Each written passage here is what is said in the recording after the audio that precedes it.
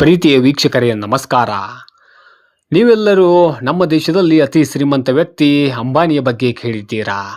ಆದರೆ Elon Musk ಅವರ ಆಸ್ತಿ ಅಂಬಾನಿಯಕ್ಕಿಂತ 10 ಪಟ್ಟು ಹೆಚ್ಚು.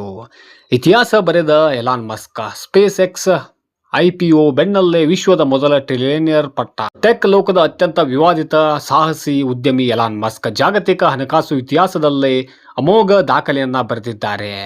ತಮ್ಮ ಮಹತ್ವಾಕಾಂಕ್ಷೆಯ ಬಾಹ್ಯಾಕಾಶ ಸಂಸ್ಥೆಯಾದ ಸ್ಪೇಸ್ ಎಕ್ಸ್ ನ ಬಂಪರ್ IPO ಯಶಸ್ವಿಯಾದ ಬೆನ್ನಲ್ಲೇ ಎಲಾನ್ ಮಸ್ಕ್ ಅಧಿಕೃತವಾಗಿ ವಿಶ್ವದ ಮೊದಲ ಟ್ರಿಲಿಯನಿಯರ್ ಆಗಿ ಹೊರಹೊಮ್ಮಿದ್ದಾರೆ.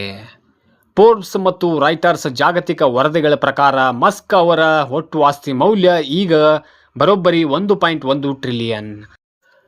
ಎಲಾನ್ ಮಸ್ಕ್ ಅವರು ಇಷ್ಟೊಂದು ಎತ್ತರಕ್ಕೆ ಬೆಳೆಯಲು ಕಾರಣವೇನು? ಜಗತ್ತಿನಲ್ಲಿ ಅತಿ ದೊಡ್ಡ ಶ್ರೀಮಂತ. ಇವರ ಹತ್ತಿರ ಎಷ್ಟು ಆಸ್ತಿ ಇದೆ ಎಂದರೆ ಈಗ 10 ದೇಶಗಳು GDP ಕೂಡ ಇವರ ಹತ್ತಿರಕ್ಕೂ ಸುಳಿಯುವುದಿಲ್ಲ. ಅಷ್ಟೊಂದು ಎತ್ತರಕ್ಕೆ ಬೆಳೆದಿದ್ದಾರೆ.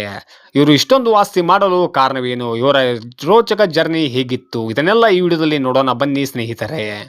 ಅದಕ್ಕೂ ಮುಂಚೆ ನೀವೇನಾದರೂ ಇದೇ ಮೊದಲನೇ ಬಾರಿಗೆ ನಮ್ಮ ವಿಡಿಯೋನ ನೋಡುತ್ತಿದ್ದರೆ ದಯವಿಟ್ಟು ನಮ್ಮ ಚಾನಲ್ಗೆ ಸಬ್ಸ್ಕ್ರೈಬ್ ಮಾಡಿ ನಮಗೆ ಸಪೋರ್ಟ್ ಮಾಡಿ ಸ್ನೇಹಿತರೆ. ಜೂನ್ 11 ಗುರುವಾರ ರಾತ್ರಿ ನಡೆದ ಐತಿಹಾಸಿಕ ವಹಿವಾಟಿನಲ್ಲಿ ಸ್ಪೇಸ್ ಎಕ್ಸ್ ಸಂಸ್ಥೆಯು ತನ್ನ IPO ಮೂಲಕ ಮಾರುಕಟ್ಟೆಯಿಂದ ದಾಖಲೆಯ 75 ಬಿಲಿಯನ್ ಬಂಡವಾಳವನ್ನು ಸಂಗ್ರಹಿಸಿತ್ತು. ಇದರ ಬೆನ್ನಲ್ಲೇ ಶುಕ್ರವಾರ ನ್ಯಾಸ್ಡಾಕ್ ಮಾರುಕಟ್ಟೆಯಲ್ಲಿ ವಹಿವಾಟು ಆರಂಭವಾಗುತ್ತಿದ್ದಂತೆ ಮಸ್ಕ್ ಅವರ ಸಂಪತ್ತು ಈ ಹಿಂದೆ ಯಾವುದೇ ಉದ್ಯಮಿಯೂ ತಲುಪದ ಹಿಮಾಲಯದ ಎತ್ತರಕ್ಕೆ ತಲುಪಿದೆ.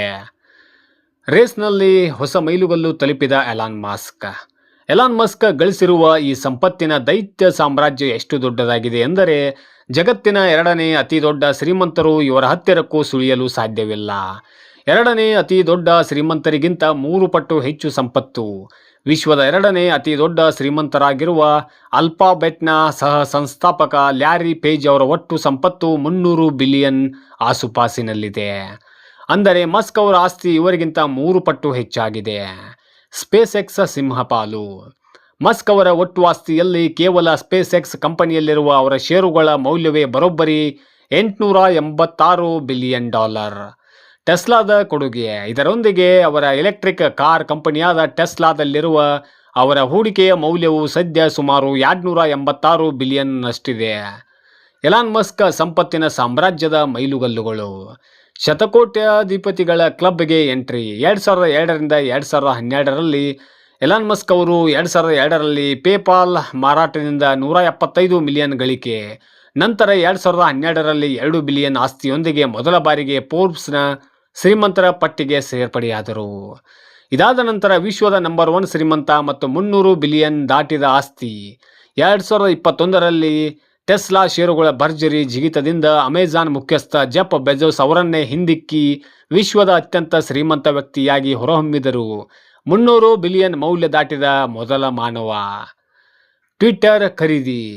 2022-2024ರಲ್ಲಿ 44 ಬಿಲಿಯನ್ ನೀಡಿ ಟ್ವಿಟ್ಟರ್ ಖರೀದಿ ಮಾಡಿದರು. 2024ರ US ಚುನಾವಣೆಯ ನಂತರ ಡೊನಾಲ್ಡ್ ಟ್ರಂಪ್ ಅವರ ಸರ್ಕಾರಿ ದಕ್ಷತೆ ಇಲಾಖೆ ನೇತೃತ್ವ ವಹಿಸಿಕೊಂಡು ಜಾಗತಿಕ ಪ್ರಭಾವವನ್ನು ವಿಸ್ತರಿಸಿದರು. ವಿಶ್ವದ ಮೊದಲ ಅಧಿಕೃತ ಟ್ರಿಲಿಯನಿಯರ್ ಜೂನ್ 2026. ಸ್ಪೇಸ್ ಎಕ್ಸ್ ಕಂಪನಿಯು 1.77 ಟ್ರಿಲಿಯನ್ ಮಾರುಕಟ್ಟೆ ಮೌಲ್ಯದೊಂದಿಗೆ ಜಗತ್ತಿನ ಅತಿ ದೊಡ್ಡ IPO ದಾಖಲೆಯನ್ನ ಬರೆಯಿತು. ಇದರೊಂದಿಗೆ ಮಸ್ಕ್ ಅವರ ಆಸ್ತಿ 1.1 ಟ್ರಿಲಿಯನ್ ಗಡಿಯನ್ನ ಇದೀಗ ದಾಟಿದೆ. ಏನಿದು ಮಸ್ಕ್ ಅವರ ಮತ್ತು ಎಲಾನ್ ಪ್ರೀಮಿಯಂ? ಷೇರು ಮಾರುಕಟ್ಟೆಯ ವಿಶ್ಲೇಷಕರು ಮಸ್ಕ್ ಅವರ ಈ ಇಡೀ ಬಿಸಿನೆಸ್ ನೆಟ್ವರ್ಕ್ ಅನ್ನ ಮಸ್ಕ್ ನಮಿ ಎಂದು ಕರೆಯುತ್ತಾರೆ. ಇಲ್ಲಿ ಸಾಂಪ್ರದಾಯಿಕ ಹಣಕಾಸಿನ ನಿಯಮಗಳು ಅಥವಾ ಬ್ಯಾಂಕಿಂಗ್ ಲೆಕ್ಕಾಚಾರಗಳು ನಡೆಯುವುದಿಲ್ಲ. ಬದಲಿಗೆ ಎಲಾನ್ ಮಸ್ಕ್ ಅವರ ಭವಿಷ್ಯದ ದೃಷ್ಟಿಕೋನದ ಮೇಲೆ ಹೂಡಿಕೆದಾರರು ಇಟ್ಟಿರುವ ಅಚಲ ನಂಬಿಕೆಯನ್ನ ಮಾರುಕಟ್ಟೆಯಲ್ಲಿ ಎಲಾನ್ ಪ್ರೀಮಿಯಂ ಎಂದು ಕರೆಯಲಾಗುತ್ತೆ. ಒಂದು ಕಾಲದಲ್ಲಿ ಮಸ್ಕ್ ವಿರುದ್ಧ ಸುದೀರ್ಘ ಕಾನೂನು ಹೋರಾಟ ನಡೆಸಿದ್ದ ಜಗತ್ತಿನ ಅತಿದೊಡ್ಡ ಬ್ಯಾಂಕ್ JP ಮೋರ್ಗನ್ ಚೇಸ್ನ CEO ಜೇಮಿ ಡಿಮನ್ ಇತ್ತೀಚೆಗೆ ಮಸ್ಕ್ ಅವರನ್ನ ಮುಕ್ತ ಕಂಠದಿಂದ ಶ್ಲಾಘಿಸಿದ್ದರು. ಎಲಾನ್ ಮಸ್ಕ್ ನಮ್ಮ ಕಾಲದ ಥಾಮಸ್ ಎಡಿಸನ್ ಮತ್ತು ಐನ್ಸ್ಟೀನ್ ಎಂದು ಕರೆದಿದ್ದಾರೆ. ಕುತೂಹಲಕಾರಿ ಸಂಗತಿ ಎಂದರೆ ಎಲಾನ್ ಮಸ್ಕ್ ಅವರ ಈ 1.1 ಟ್ರಿಲಿಯನ್ ಸಂಪತ್ತು ಭಾರತದ ಒಟ್ಟು GDP ಸುಮಾರು $4.15 ಟ್ರಿಲಿಯನ್ ಇದೆ. ಇದರ 1/4 ಭಾಗದಷ್ಟು ಎಲಾನ್ ಮಸ್ಕ್ ಅವರ ಆಸ್ತಿ ಇಂದು ತಲುಪಿದೆ. ಅಲ್ಲದೆ ತೈವಾನ್, ಐರ್ಲೆಂಡ್ ಮತ್ತು ಸಿಂಗಾಪುರದಂತಹ ಇಡೀ ದೇಶಗಳ ವಾರ್ಷಿಕ ಆರ್ಥಿಕ ಉತ್ಪಾದನೆಗಿಂತ ಮಸ್ಕ್ ಒಬ್ಬರ ಆಸ್ತಿಯೇ ಹೆಚ್ಚಾಗಿದೆ.